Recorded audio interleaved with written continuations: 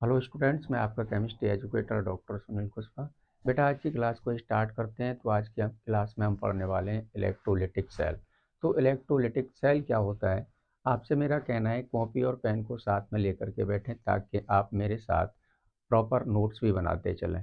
तो electrolytic cell को पहले डिफाइन करते हैं, उसके बाद फिर डायग्राम से इसको समझते हैं। तो इलेक्ट्रोलिटिक सेल होता क्या है? The device which is used to convert electrical energy into chemical energy। जो इलेक्ट्रिक ऐसा डिवाइस जो इलेक्ट्रिकल एनर्जी को केमिकल एनर्जी में चेंज कर दे उसको बोलते हैं बेटा इलेक्ट्रोलिटिक सेल। क्लियर है ना? तो मेरे साथ आप डिफाइन नोट करेंगे। द डिवाइस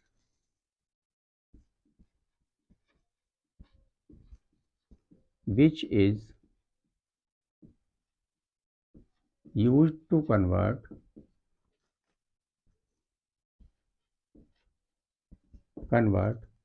electrical energy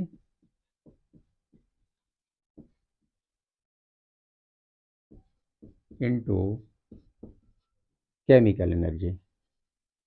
जो इलेक्ट्रिकल एनर्जी को किस में चेंज कर दे? केमिकल एनर्जी में, इज कॉल्ड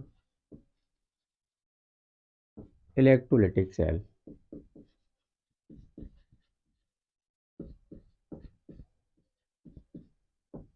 इलेक्ट्रोलिटिक सेल बात क्लियर हो चुकी होगी। मैंने क्या बोला? मैंने ये बोला कि ऐसा डिवाइस जो इलेक्ट्रिकल एनर्जी को किस में चेंज कर दे बेटा?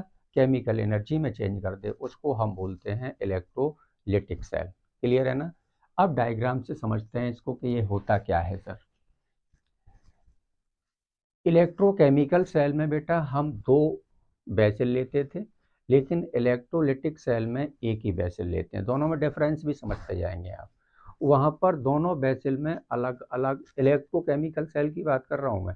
इलेक्ट्रोकेमिकल सेल में दोनों बेसिल में डिफरेंट टाइप के इलेक्ट्रोड लगाते थे, लेकिन यहाँ पर क्या है कि एक ही बेसिल में दोनों इलेक्ट्रोड को लगा दिया जाता है।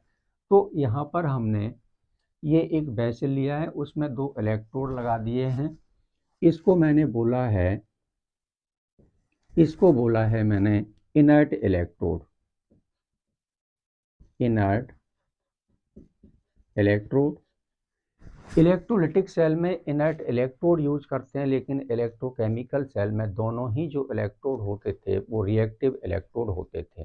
दोनों में डिफरेंस भी समझते जाएंगे। ये वाला भी इनर्ट इलेक्ट्रोड है जो प्लेटिनम ग्रेफाइट के बने हुए होते हैं। इसको क्या बोलेंगे बेटा? ये भी इनर्ट इलेक्ट्रोड है, ये भी इनर्ट इलेक्ट्रोड है। क्लियर है? प्लेटिनम ग्रेफाइट के बने हुए होते हैं। पीटी ग्रेफाइट इलेक्ट्रोड है ये। इसको बोलते हैं हम एनोड। ये ग्रेफाइट के बने हुए हैं और इसको हमने बोला है कैथोड। यहाँ पर कैथोड जो होता है इसको मैं लिख दे रहा हूँ कैथोड। कैथोड होता है पॉजिटिवली चार्ज होता है, सॉरी नेगेटिवली चार्ज होता है। और इसको मैं लिख दे रहा हूँ बेटा एनोड। और जो एनोड इसमें होता है वो पॉजिटिवली चार्ज होता है। बात क्लियर है? अब इसमें हमें करना क्या है? इसमें मैंने फिल कर दिया है, ये इलेक्ट्रोड लगा दिए मैंने, प्लेटिनम ग्रेफाइट के इलेक्ट्रोड लगा दिए। इसमें मैंने ले लिया मोल्टन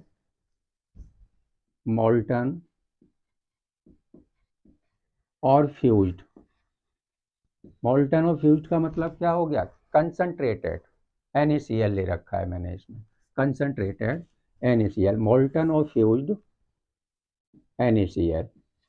अब क्या करना है? इसमें इलेक्ट्रिसिटी सप्लाई करनी है, पॉजिटिव और ये नेगेटिव। यहाँ से इलेक्ट्रिसिटी जब इसमें सप्लाई करेंगे तो कुछ कुछ होने लगेगा इसमें। अब जब इलेक्ट्रिसिटी सप्लाई होगी तो क्या होगा कि ये क्लोरीन है वो नेगेटिवली चार्ज है और Na है वो पॉजिटिवली चार्ज है। तो जो क्लोरीन है Cl माइनस है वो किधर माइग्रेट करेगा बेटा? एनोड की तरफ माइग्रेट करेगा। और Na प्लस है वो किस साइड जाएगा? कैथोड की तरफ जाएगा। बात क्लियर है कि नहीं क्लियर है? मैंने क्या किया, एक बेसिल लिया, उसमें दो इलेक्ट्रोड को मैंने लगा दिया। जो दोनों ही इलेक्ट्रोड कैसे थे? इनर्ट इलेक्ट्रोड थे जो प्लेटिनम ग्रेफाइट के बने हुए थे। अब इसमें मैंने ले लिया मोल्टन NaCl। Na पर होता है पॉजिटिवली चार्ज और Cl पर होता है निगेटिव चार्ज। अब इसमें जैसे ही इलेक्ट्रिसिटी सप्लाई करेंगे मोल्टन NaCl और फ्यूज्ड NaCl, तो इसका क्या हो जाएगा, आयोनाइजेशन होगा। तो एक पर आएगा पॉजिटिव चार्ज, एक पर आएगा नेगेटिव चार्ज। तो सोडियम पॉजिटिवली चार्ज है और Cl है वो नेगेटिवली चार्ज है। तो इसमें जैसे ही इलेक्ट्रिसिटी सप्लाई होगी तो जो Na+ है वो मूव किधर करेगा, कैथोड की तरफ, क्योंकि पॉजिटिव नेगेटिव एक दूसरे को क्या करते हैं, अट्रैक्ट करते हैं। तो Na+ कहाँ जमा हो जाएगा बेटा, इस पर, कैथोड पर, इस पर इकट्ठा होने लगेगा।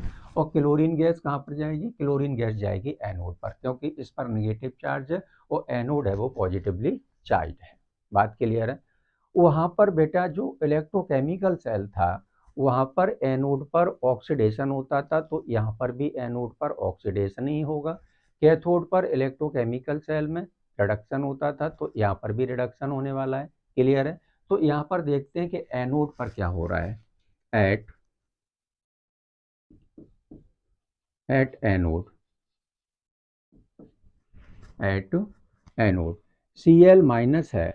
Cl- है वो क्या करेगा, एक इलेक्ट्रॉन को बेटा लॉस कर देगा। किस में चेंज हो जाएगा, Cl2 में चेंज हो जाएगा। ये तो काम हो रहा है किस पर, एनोड पर। और एनोड पर हो रहा है तो इसमें क्या होगा, ऑक्सीडेशन हो रहा है। ऑक्सीडेशन ही तो होता है एनोड पर। उसके बाद बात करते हैं कैथोड की। तो एट कैथोड, कैथोड पर क्या होगा, Na+ है वो एक इलेक्ट्रॉन को गेन कर लेगा। किस में चेंज हो जाएगा, सोडियम में चेंज हो जाएगा। ये बेटा सॉलिड है और ये गैस है। बात क्लियर है। तो यहाँ पर क्या हो रहा है, ये रिडक्शन हो रहा है। यहाँ पर क्या हो रहा है, रिडक्शन हो रहा है। अब इतना काम हमने समझ लिया। अब इससे रिलेटेड क्वेश्चन किस टाइप से पुट अप करते हैं। क्वेश्चन इससे रिलेटेड जो क्वेश्चन पूछते हैं वो पूछते हैं, what are the product of electrolysis of molten और fused NaCl। What are the product of electrolysis. अब आपको प्रोडक्ट ऑफ इलेक्ट्रोलाइसिस बताना है कि एनोड पर हमें क्या मिला और कैथोड पर हमें क्या मिला। बात क्लियर है। तो क्वेश्चन किस टाइप से पूछते हैं उसको मैं यहाँ पर लिख देता हूँ। व्हाट आर द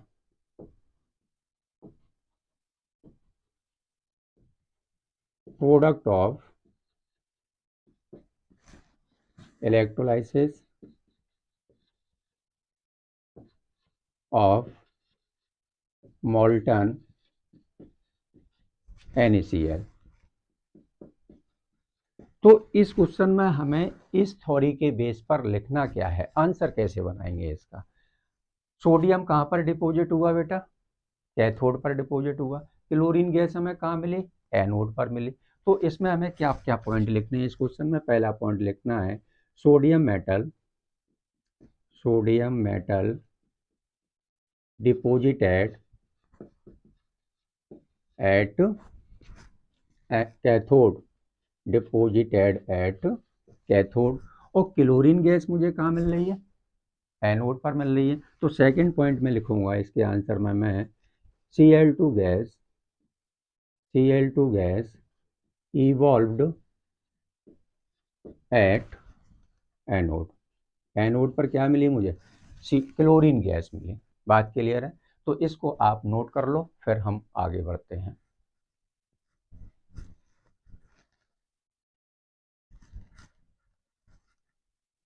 चलिए आगे बढ़ते हैं। वहाँ पर दे रखा था क्वेश्चन में कि हमें इलेक्ट्रोलाइसिस कराना है मोल्टन NaCl का और हमें फाइंड करना है प्रोडक्ट ऑफ इलेक्ट्रोलाइसिस। लेकिन यहाँ क्वेश्चन कुछ ऐसा दे रखा है, उसने कह दिया कि आप एक्वस NaCl का इलेक्ट्रोलाइसिस कराओ। और फिर उन्होंने क्वेश्चन पुट अप कर दिया, what are the product of electrolysis. तो यहाँ पर क्या होगा कि Na+ एक्वस ले लिया है तो एक्वा किस में ब्रेक होगा बेटा, H+ और OH- में। और NaCl ब्रेक किस में होगा, Na+ में और Cl- में। तो यहाँ पर दो कैटाइन हो गए, Na+ और H+, और दो एनाइन हो गए, Cl- और OH-। तो Na+ और H+ में से कौन सा आयन माइग्रेट करेगा, और Cl- और OH- में से कौन सा आयन माइग्रेट करेगा, उसके लिए हमें पढ़ना पड़ता है प्रेफरेंशियल डिस्चार्ज थ्योरी, जिसको हम बोलते हैं PDT। तो इस क्वेश्चन को सॉल्व करने से पहले एक्वस अगर NaCl का इलेक्ट्रोलाइसिस करवा रहा है वो, और वो पूछ रहा है find the product of electrolysis of aqueous NaCl, तो आपको प्रेफरेंशियल डिस्चार्ज थ्योरी के बेस पर उस क्वेश्चन को सॉल्व करना है। तो पीडीटी क्या होता है, तो मेरे साथ आप नोट भी करते चलेंगे और समझते चलेंगे। When two different time for cation, case number 1 बेटा, फॉर कैटाइन, कैटाइन के लिए स्टेटमेंट क्या है, when two different time, when two different time are present in the solution,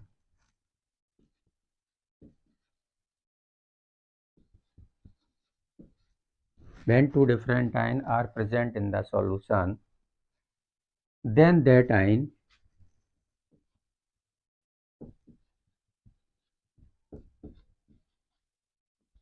will migrate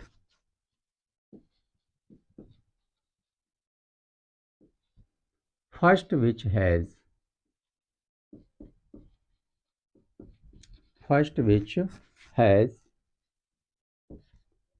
higher reduction potential,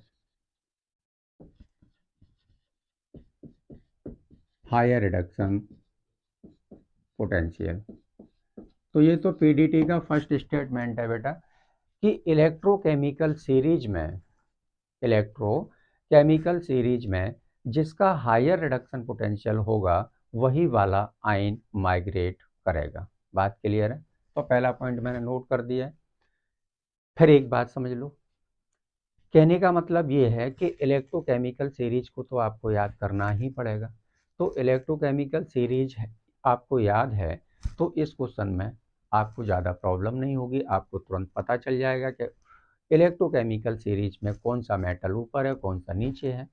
बात क्लियर है ना? तो electrochemical series तो याद करना पड़ेगा। तो यहाँ पर हम क्या कह सकते हैं, वो कह रहा है कि जब एक ही सॉल्यूशन में, क्या कह रहा है, एक ही सॉल्यूशन में दो कैटाइन और दो एनाइन जब प्रेजेंट हों, दो कैटाइन और दो एनाइन प्रेजेंट हों, तो कैटाइन के लिए स्टेटमेंट उन्होंने दिया है कि जिसका दो कैटाइन में जिसका हायर रिडक्शन पोटेंशियल होगा वो वाला आयन सबसे पहले माइग्रेट होगा। बात क्लियर है ना?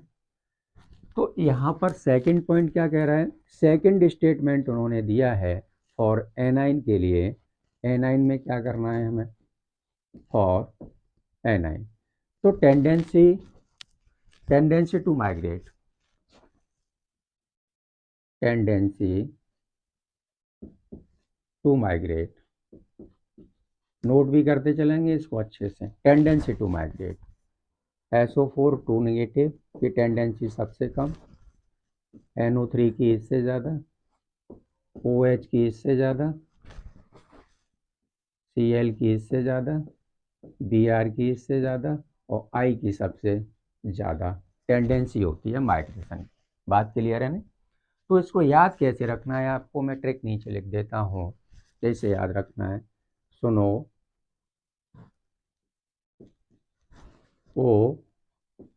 OCBI, ऐसे आपको इसको याद रखना है, सुनो OCBI। बात समझ रहे हो? सल्फेट, नाइट्रेट, OH को O लिख दिया है मैंने, हाइड्रोक्साइड, क्लोराइड, ब्रोमाइड और आयोडाइड। C का मतलब Cl माइनस का मतलब C, Br माइनस का मतलब B और I माइनस का मतलब I। तो ऐसे ट्रिक से याद रखेंगे आप, सुनो OCBI। बात क्लियर है ना? तो इसको आप नोट करो, फिर इससे रिलेटेड एक क्वेश्चन को हम सॉल्व करते हैं। पहला क्वेश्चन क्या कह रहा है, find the product of electrolysis is aqueous NaCl। Aqueous NaCl कि हमें प्रोडक्ट बताने हैं, प्रोडक्ट फाइंड करने हैं कि एनोड पर क्या मिलेगा और कैथोड पर क्या मिलेगा। अब ये दोनों ही जो क्वेश्चन लिखे हुए हैं वो पीडीटी पर डिपेंड करते हैं। बात क्लियर है? ये दोनों ही क्वेश्चन पीडीटी पर डिपेंड करते हैं। कैसे सॉल्व करेंगे देखें आप। एक्वस NaCl है, क्या है बेटा, एक्वस NaCl है, तो इसको मैं लाइन खींच ले रहा हूँ यहाँ पर, है ना। इसका आयोनाइजेशन करा दो, किसका बेटा, NaCl का। तो NaCl किस में ब्रेक होगा, Na+ में और Cl- में। अब एक्वस से तो वाटर का भी आयोनाइजेशन करा दो, वाटर किस में ब्रेक होगा, H+ में और OH- में।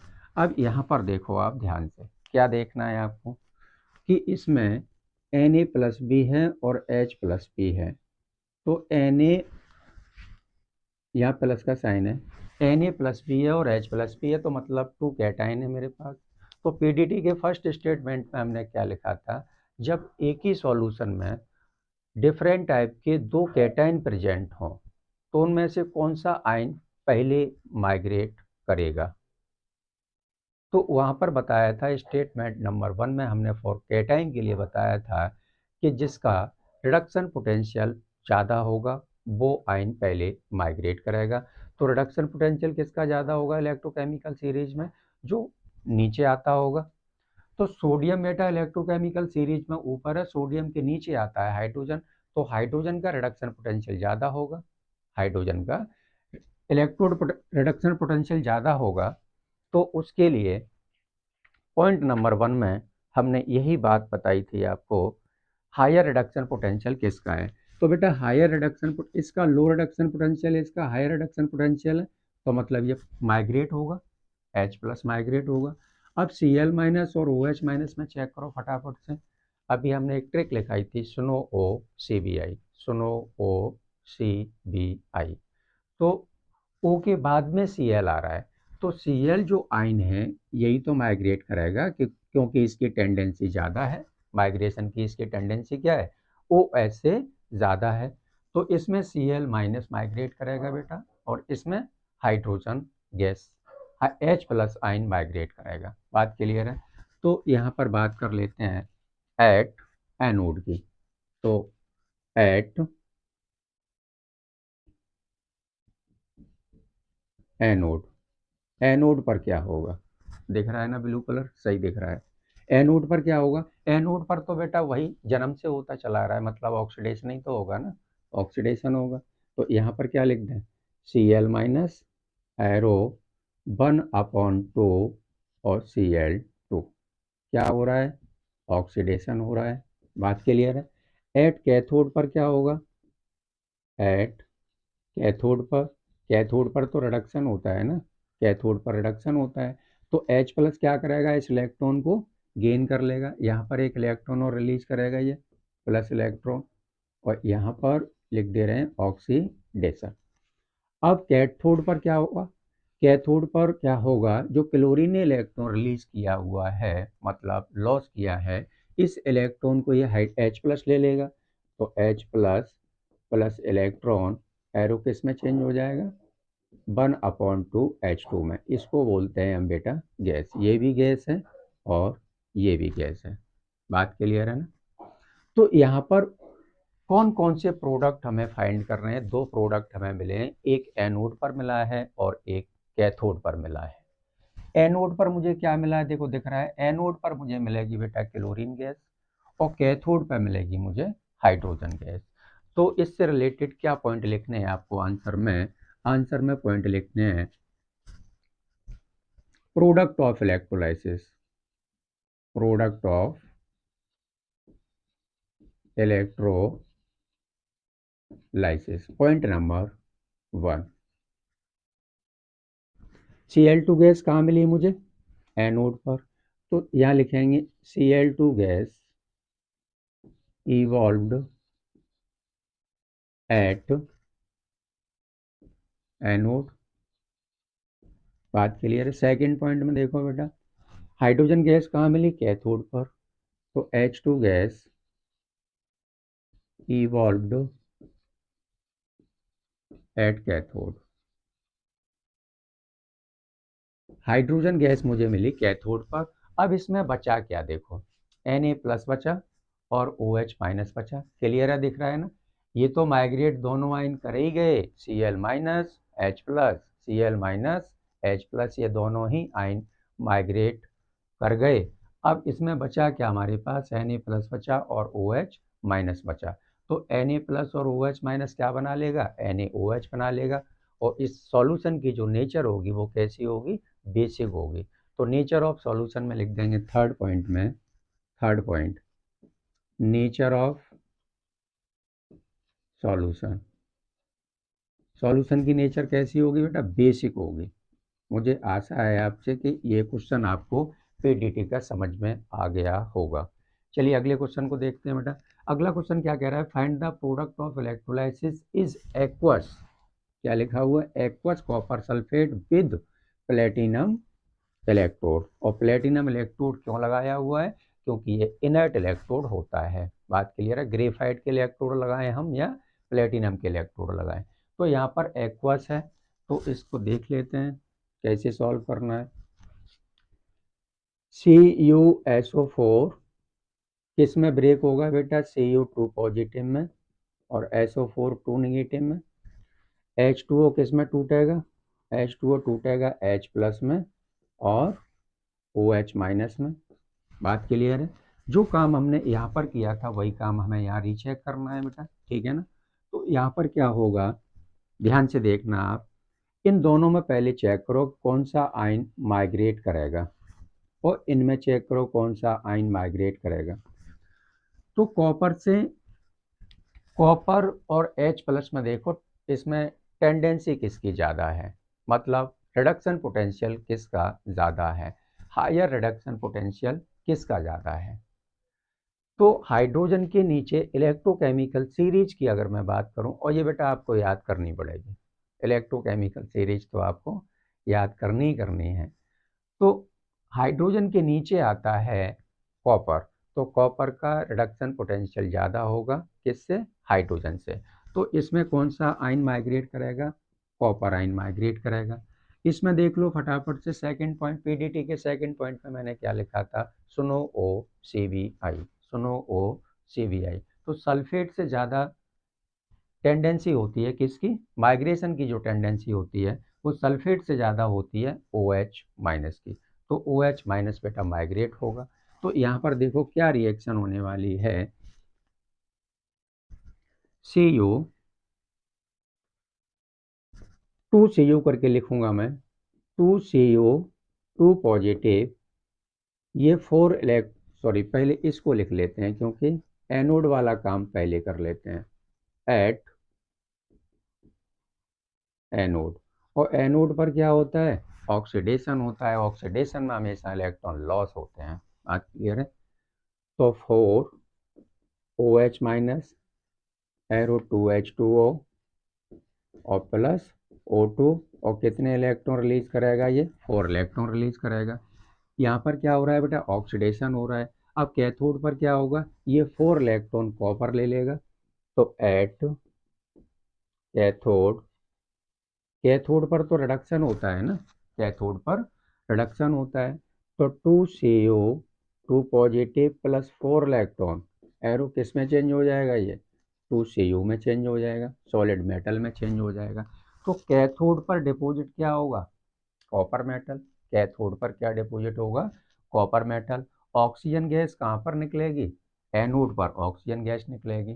तो यहाँ पर हम क्या पॉइंट लिखने हैं वो इस साइड में लिख देता हूँ, प्रोडक्ट ऑफ इलेक्ट्रोलाइसिस। कौन कौन से प्रोडक्ट मुझे मिले इलेक्ट्रोलाइसिस से, प्रोडक्ट ऑफ इलेक्ट्रोलाइसिस, पहला पॉइंट बेटा। पहले पॉइंट में क्या लिखना है, एनोड पर मुझे क्या मिला था, ऑक्सीजन गैस मिली। तो oxygen gas O2 gas evolved at anode.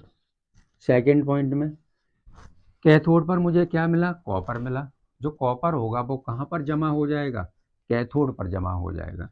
तो copper deposited at cathode. Cathode पर मुझे क्या मिलेगा, कॉपर मिलेगा। अब नेचर ऑफ सॉल्यूशन बता दो फटाफट से, क्या बचा, H+ बचा, SO4 बचा। तो कौन सा सॉल्यूशन बनेगा, सॉल्यूशन की नेचर क्या होगी, एसिडिक होगी, क्योंकि H प्लस और SO4 क्या बनाएंगे, HSO4 बनाएंगे सर, बात क्लियर है, HSO4 बनाएंगे तो एसिडिक नेचर का सॉल्यूशन होगा। तो यहाँ पर क्या करना है, नेचर ऑफ सॉल्यूशन में हमें लिख देना है third point, nature of solution में लिखना है एसिडिक नेचर, एसिडिक नेचर का सॉल्यूशन बनेगा।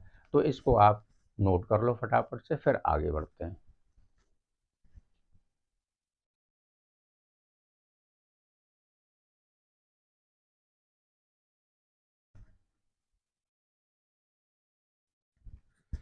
क्वेश्चन नंबर थर्ड देखते हैं बेटा, find the product of electrolysis aqueous NaCl with Hg electrode. बहुत ध्यान से क्वेश्चन को समझना, क्या कह रहा है क्वेश्चन। NaCl किस में टूट जाएगा, ये Na प्लस में, Cl माइनस में। एक्वस है तो वाटर भी होगा, वाटर किस में ब्रेक होगा, H प्लस में, और OH माइनस में ब्रेक होगा। बात क्लियर है। इन दोनों में टेंडेंसी टू माइग्रेट देख लो, टेंडेंसी किसकी ज़्यादा है, OH की टेंडेंसी कम है, Cl की टेंडेंसी ज़्यादा है, तो ये माइग्रेट करेगा। सोडियम है बेटा, सोडियम और H प्लस में टेंडेंसी तो इसकी ज़्यादा है, टेंडेंसी तो इसकी ज़्यादा है, मतलब क्या, रिडक्शन पोटेंशियल, टेंडेंसी का मतलब रिडक्शन पोटेंशियल कैटाइन में H प्लस का ज़्यादा है, Na प्लस का कम है। लेकिन जो सोडियम होता है, Na प्लस होता है, वो मरकरी के साथ मिलकर के सोडियम अमलगम बना लेता है, इसलिए इसमें ये वाला आयन है वो माइग्रेट होगा, H प्लस आयन माइग्रेट नहीं होगा। ध्यान से क्वेश्चन को सॉल्व करना है। तो इसमें Na कैटाइन में Na प्लस और एनाइन में बेटा Cl माइनस आयन है वो माइग्रेट होगा।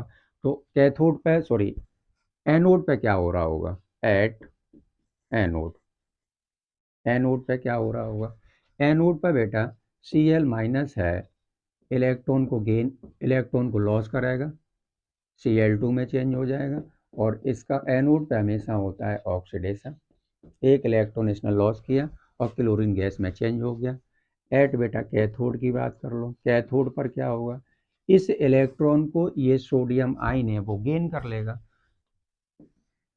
तो किसको, इस इलेक्ट्रॉन को ये सोडियम आयन गेन करेगा, तो क्या लिखेंगे, Na प्लस प्लस इलेक्ट्रॉन किस में चेंज हो गया, सोडियम सॉलिड में चेंज हो गया। अब जो सोडियम सॉलिड है वो मरकरी के साथ मिलकर के सोडियम अमलगम बना लेता है, तो ये फिर ट्रीट करेगा बेटा, Hg के साथ मिलकर के क्या बना लेगा, सोडियम अमलगम बना लेगा।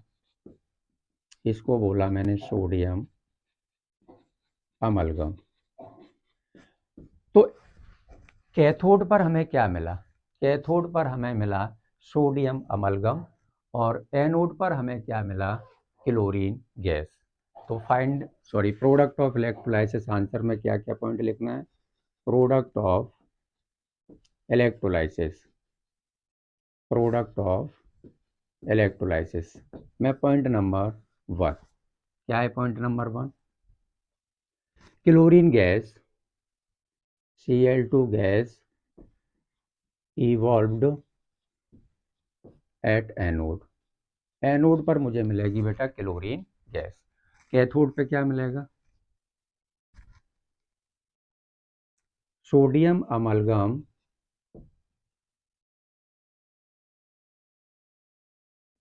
Deposited at, sodium amalgam deposited at cathode,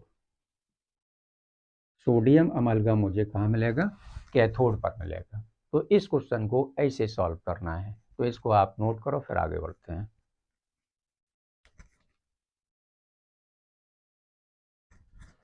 तो ये लास्ट क्वेश्चन है 4 नंबर, ये होमवर्क में आप नोट कर लें। वो कह रहा है, find the product of electrolysis is dilute H2SO4 with platinum electrode, platinum के इलेक्ट्रोड लगे हुए हैं, और डाइल्यूट, डाइल्यूट का मतलब हो गया कि उसमें एक्वस है, डाइल्यूट का मतलब क्या हो गया कि उसमें वाटर मिक्स है, बात क्लियर है ना, वाटर मिक्स है। तो उसमें क्या करना है आपको, उसमें करना है कि H2SO4 2H plus SO4 2 negative H2O को ब्रेक कराएंगे किसमें, H प्लस में और OH माइनस में, बात क्लियर है। तो ये क्वेश्चन आप होमवर्क में नोट कर लें। Find the product of electrolysis आपको पॉइंट टू लिखने हैं और सॉल्यूशन की नेचर बतानी है। तो इसी के साथ में आज की क्लास को हम समाप्त करते हैं। आपसे मेरा कहना है कि डेल्टा केमिस्ट्री को आप सब्सक्राइब कर लें। थैंक यू क्लास लेने के लिए स्टूडेंट।